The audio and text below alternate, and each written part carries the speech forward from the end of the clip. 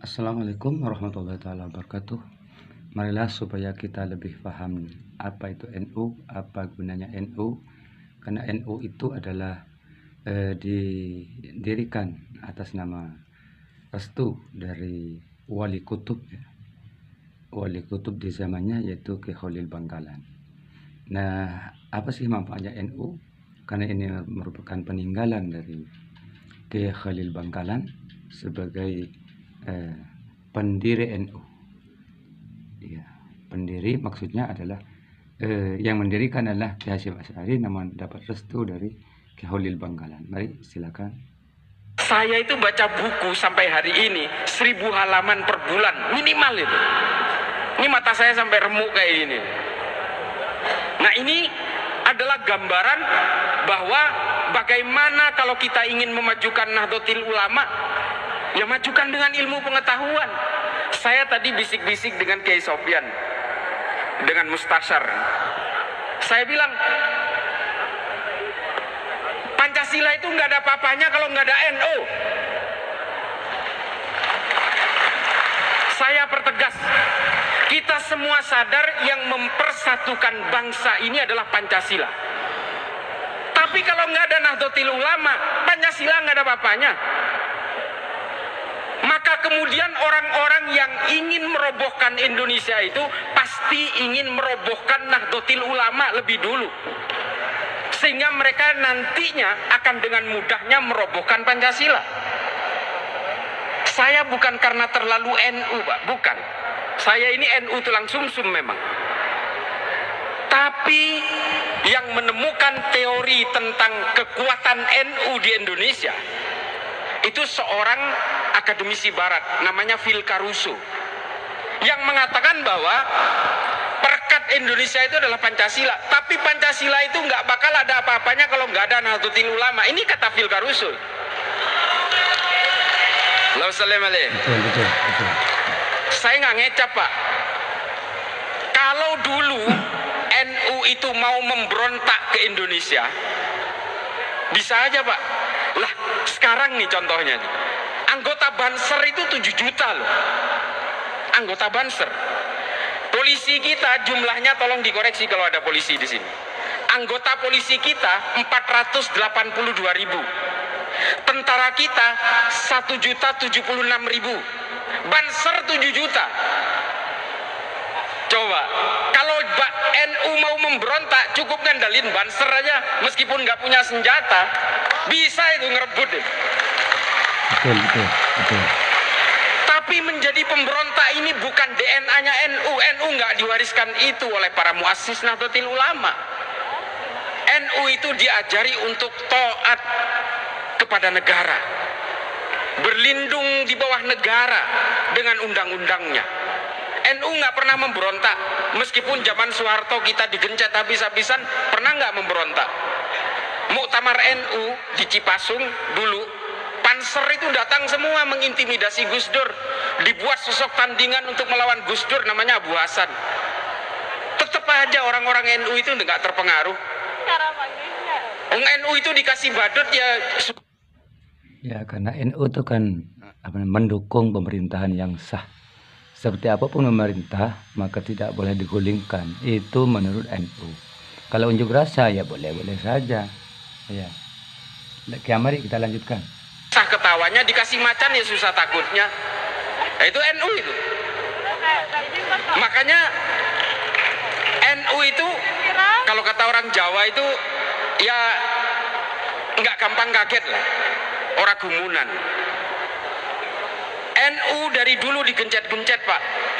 Dihajar oleh PKI, dibantai ulama-ulama NU dan anak-anak Ansor di Banyuwangi. Ketika ngelawan, NU disalahin. Dari dulu selalu dicurigai. Apakah NU pernah mau memberontak kepada Indonesia? Enggak pernah. Ini mohon maaf kalau ada yang pernah berhubungan dengan gerakan ini ya. Kartosuwiryo aja ini. Kartosuwiryo kalau tidak mendirikan NII, Pak, dia jadi pahlawan. Bapak Ibu sekalian, dia penandatangan Sumpah Pemuda loh. Kartosuwiryo itu menandatangani Sumpah Pemuda, dan dia orang dekatnya Bung Karno. Tapi karena hanya kecewa karena dia tidak mendapatkan konsesi politik sesuai keinginannya, setelah merdeka dia memproklamasikan berdirinya negara Islam Indonesia di Tasikmalaya.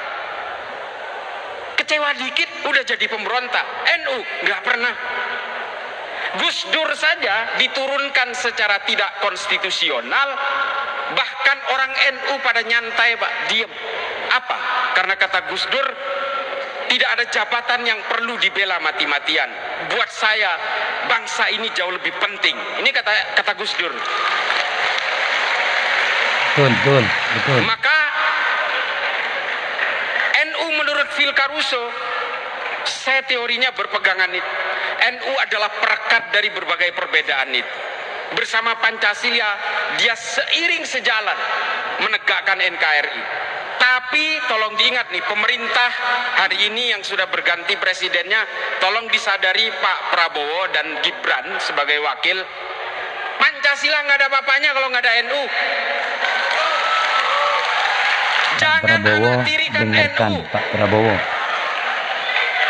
Lah dan ini, Gibran. mohon maaf, jumlah anggota NU di sini itu 82 juta kurang lebih. Meludah aja banjir loh Indonesia ini.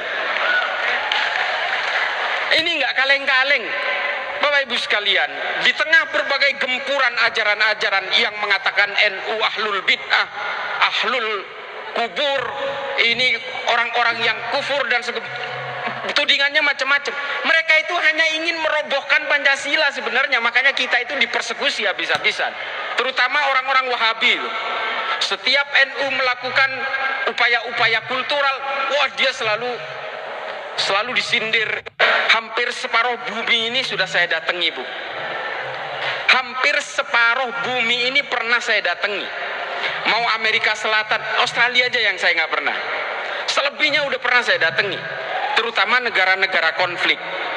Mengapa negara-negara itu masih berkonflik hingga hari ini?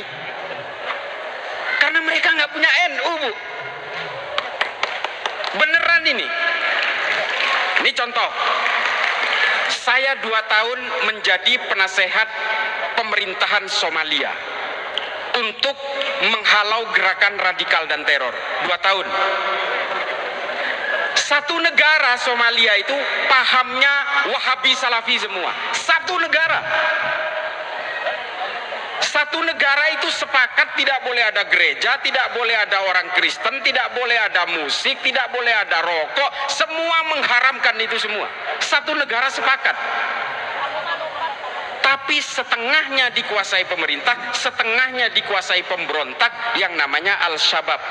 Padahal agamanya sama, alirannya sama, pahamnya sama, ijtihadnya sama, manhajnya sama, madhabnya sama. Coba bayangkan. Apalagi Indonesia yang berbeda-beda.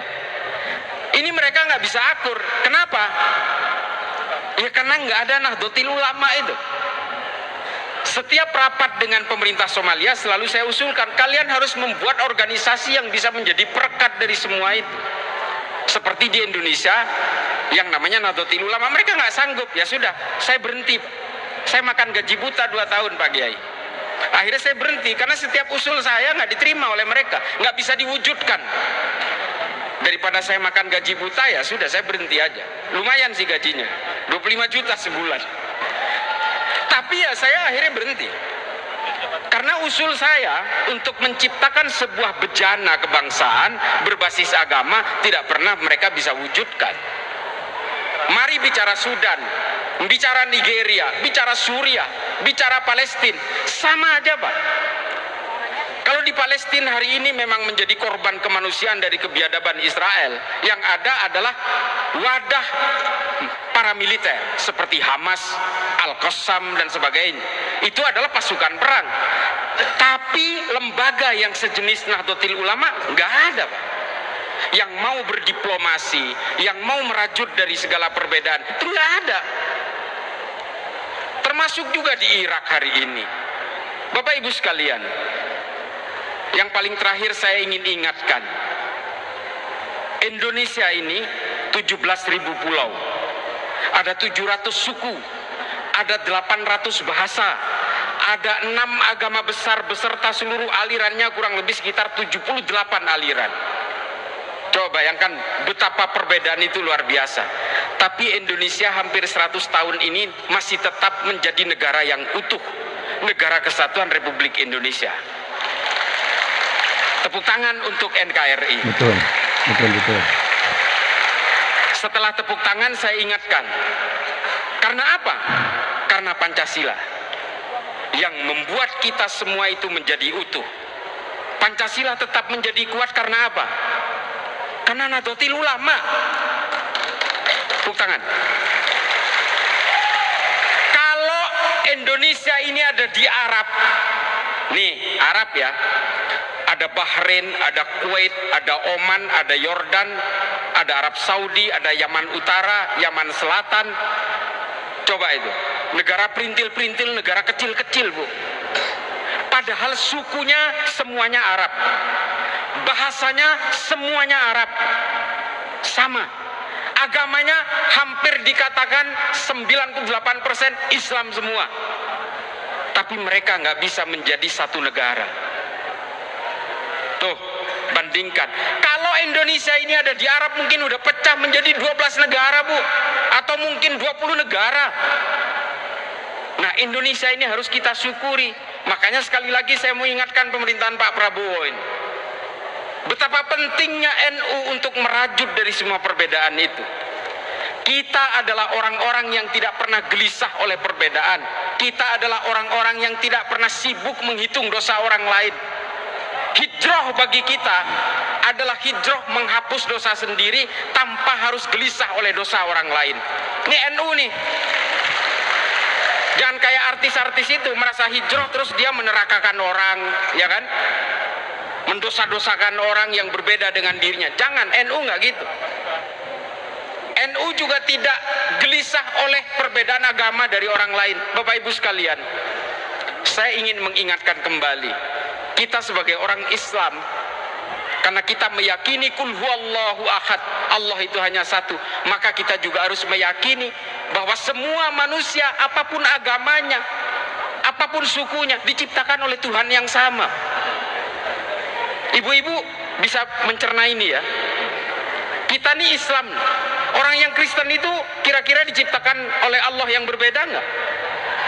Enggak. Tuhannya sama, Bu, karena Tuhan hanya satu. Maka kemudian takdir-takdir kelahiran yang membedakan keimanan kita. Ini ditulis oleh Habib Ali Al-Jufri dalam Al-Insaniyah Qabla Tadayyun. Orang yang kemudian menjadi berbeda suku, berbeda agama, karena lahirnya yang berbeda. Saya lahir di Madura dari orang tua beragama Islam, kakek buyut saya serba Islam, kakek buyut saya NU, orang tua saya NU, saya sendiri NU, ya maka saya menjadilah Islam yang Nahdien. Karena memang karena lahir di Madura. Coba bayangkan kalau saya lahir di Papua, Bu. Mungkin lebih hitam dari begini kulit saya dan mungkin saya bukan Islam. Kalau saya lahir di Manado mungkin saya glowing, tapi saya bukan Islam juga. Sementara kelahiran ini semuanya adalah kehendaknya Allah. Ini kata Habib Ali Al-Jufri, bukan kata saya. Maka kemudian kata Habib Ali Al-Jufri, betapa pentingnya kita sebagai orang Islam menghargai perbedaan, menyadari bahwa orang yang berbeda adalah diciptakan oleh Tuhan yang sama. Maka apa tugas kita nih? Tugas kita yang Islam ini, tunjukkan dengan akhlak yang mulia dan bawakan Islam ini sebagai agama yang rahmatan lil alamin. Itu dua tugasnya. Sehingga apa? Orang beragama lain akan tertarik kepada agama kita, sehingga mereka mau mempelajari keimanan-keimanan kita. Supaya apa? Membuka pintu hidayah kepada orang yang berbeda agama. Bukan dengan mencaci maki, bukan dengan menghujat, bukan dengan menyalah-nyalahkan, bukan dengan meneraka-nerakakan orang yang berbeda. Menganggap agama kita benar harus, wajib. Saya sebagai orang Islam menganggap hanya Islamlah yang paling benar. Inna dina indallahil Islam. Jelas. Tapi menganggap Islam adalah agama yang benar, agama yang kita anut yang paling benar, tidak harus menganggap agama orang lain pasti salah dan apalagi menyalah-nyalahkan. Untuk menganggap istri saya cantik, tentu saja saya tidak harus menjelek-jelekan sampean semua, tidak perlu. cantik ya cantik aja buat saya. Istri saya ada tuh, bangga pasti itu. Jadi Bapak Ibu sekalian, begitulah konsep beragama berbasis kemanusiaan, al-insaniyah qabla tadayyun, humanity before religiosity. Ini penting Bu, karena ini adalah ajaran Rasulullah. Rasulullah tidak pernah memaksa orang-orang yang belum berislam untuk tunduk kepada agama Islam. Rasulullah tidak pernah ada riwayatnya satupun di dalam kitab-kitab sejarah, At-Tabari, Imam As-Suyuti, Al-Mas'udi, Ibnu Katsir, Ibnu Athir, Ibnu Khaldun, tidak pernah menceritakan bagaimana Rasulullah memaksakan orang untuk menjadi Islam. Tidak.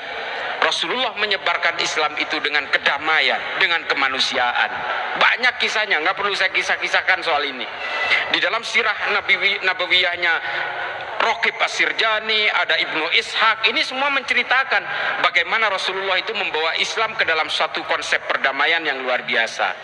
Nah ini mudah-mudahan bisa ditiru oleh kalangan Nahdien, adik-adikku, anak-anakku semua, supaya Nahdlatul Ulama ini tetap bertumpu kepada kemanusiaan dan peradaban. Tujuannya apa?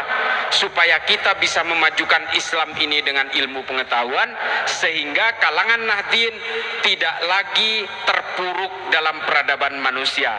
Hari ini mudah-mudahan, kemarin 1 abad NU kan ada fikih peradaban. Nah ini kalau kita pahami dari isinya semua, maka kita harus memajukan ilmu pengetahuan. Kejar ilmu itu kemanapun, baca buku. Jangan sampai cuma hanya baca 1 buku lalu menganggap inilah yang paling benar. Jangan, semua harus dipelajari sehingga kita berhasil menemukan konsep yang paling hakiki. Sekali lagi saya ingin mengingatkan bahwa Islam ini bertumpu kepada kemanusiaan, selain kita harus mempertebal iman. Dan inilah anjuran dari para muassis NU. Kita perangi kebatilan, amar ma'ruf nahi mungkar, iya. Tapi jangan kemudian kita terbelit dalam syahwat dan subhat. Tolong dipahami ini. Jangan sampai seperti menjadi teroris-teroris Wahabi itu. Mereka semua ingin merobohkan. Kemarin saya cerita terakhir sebelum saya mundur.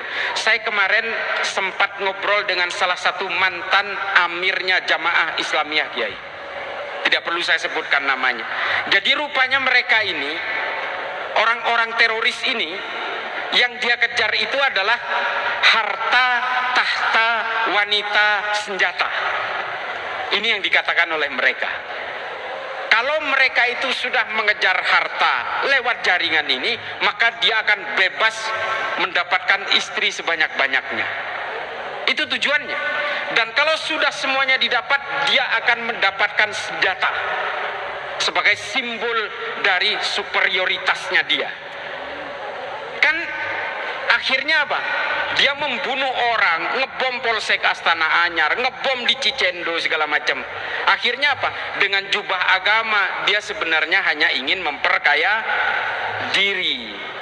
Bom Astana Anyar kemarin korbannya itu seorang polisi, anggota Persis, dia rajin pengajian dan sebagainya. Kan kasihan sesama Islam. Sementara mereka itu menggunakan jubah agama. Nah, jubah agama ini seringkali dikenakan oleh para penjahat supaya apa? Supaya kejahatannya terlihat terhormat. Kalau udah atas nama agama, Bu, orang itu mudah ditipu. Mudah ditipu. Jangankan soal terorisme, jangankan soal politik, tolong ingat-ingat. Bahkan investasi bodong atas nama agama pun sering kita menjadi korban penipuan. Arisan syariah sering menjadi korban penipuan kita-kita ini. Kampung syariah, kampung kurma, travel biro, segala macam. Kalau sudah atas nama agama, kejahatan terlihat terhormat. Makanya kita beragama juga harus menggunakan rasionalitas berpikir. Ad-dinul aqli. Jangan lalai dengan akal. Karena agama ini juga dibangun dengan konstruksi akal yang sehat. Gitu ya. Ibu-ibu sekalian, mohon maaf Bapak Ibu sekalian, para kiai, kurang lebihnya mudah-mudahan ini bisa bermanfaat bagi saya pribadi yang fakir ilmu, dan bisa bermanfaat bagi seluruh siapapun yang ada dalam majelis ini. Mudah-mudahan juga bermanfaat kepada kita kalangan Nahdien. Selamat Hari Santri. Kita yang mantan-mantan santri ini juga ikut bergembira. Terima kasih kepada pemerintahan sebelumnya yang telah menetapkan 22 Oktober sebagai hari santri. Sangat mengapresiasi sekali. A'udzubillahi minasyaitonirrajim. Bismillahirrahmanirrahim. La nufarriqu baina ahadim min rusuli wa qalu sami'na wa ata'na ghufranaka rabbana wa ilaikal masir. Wallahul muwaffiq ila aqwamit thoriq. Wassalamualaikum warahmatullahi taala wabarakatuh. Dan demikianlah seluruh kaum muslimin ya, dimanapun Anda berada, menurut Islah Bahrawi, NU adalah pilar utama. Sekian. Assalamualaikum warahmatullahi wabarakatuh.